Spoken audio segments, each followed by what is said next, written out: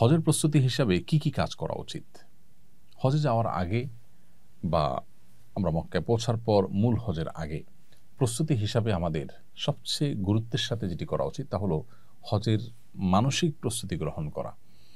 হজ এটা একটা প্রেমময় ইবাদত। ইব্রাহিম আলাইহিস সালামের স্মৃতি বিজড়িত আল্লাহর কুদরতের বিভিন্ন নিদর্শনগুলো পরিদর্শন করা, অবলোকন করা, দেখা, প্রত্যক্ষ করা এবং এর মাধ্যমে নিজের ঈমানি শক্তিকে শানিত করা, জাগ্রত করা, এটা হজের অন্যতম উদ্দেশ্য। এজন্য হজের যে আধ্যাত্মিক শিক্ষা সেটাকে জানার চেষ্টা করা, সেটাকে বোঝা এবং অনুভব করার চেষ্টা করা। এজন্য প্রমিনেন্ট ওলামা একরাম তাদের বক্তব্য যেমন শোনা যেতে পারে এবং এ সম্পর্কিত বহু বই পুস্তক আছে। আমাদের ইসলামের পূর্বসূরীদের হজ এবং ওমরার ঈমান জাগানিয়া বিভিন্ন দাস্তান আছে, সেগুলো আমরা পড়তে পারি। এর মাধ্যমে মানসিকভাবে আমি হজের জন্য প্রস্তুতি নিতে পারবো ইনশাআল্লাহ।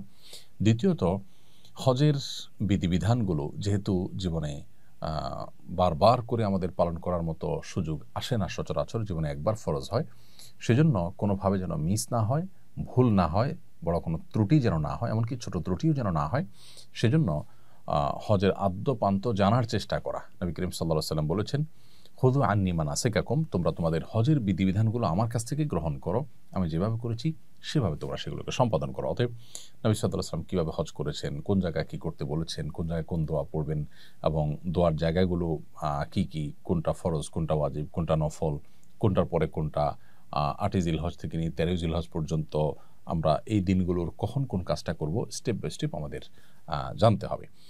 তাহলে দ্বিতীয় প্রস্তুতি হলো যে হজের সমস্ত বিধিবিধান, হজের সমস্ত নিয়ম কানুনগুলো কোরআন সুন্নাহর আলোকে জানার চেষ্টা করবো আমরা ইনশাআল্লাহ তাআলা। তৃতীয়ত, হজ করতে আমরা মক্কায় যাব ইনশাআল্লাহ। সেখানকার এনভায়রনমেন্ট, সেখানকার পরিবেশ আমি যেখানে অবস্থান করছি আমার দেশ থেকে ভিন্নতর।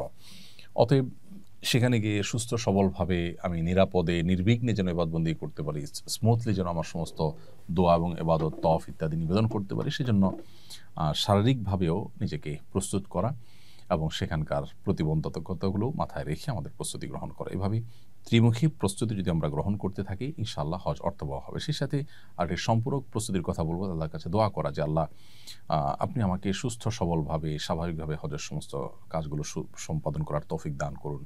হজ একটা কষ্টসাধ্য ইবাদত। নারীদের হজকে জিহাদের সমতুল্য বলেছেন নবী সাল্লাল্লাহু আলাইহি ওয়াসাল্লাম। বিধায় এটি আল্লাহ সহজ করলেই সহজ হবে, না হলে কিন্তু সহজ হবে না। সেজন্য দোয়া করতে থাকা এবং আল্লাহ যেন মাবরুর হজের তৌফিক দান করেন, সেজন্য বিশেষভাবে আল্লাহর কাছে আমরা দোয়া করবো ইনশাআল্লাহ তাআলা।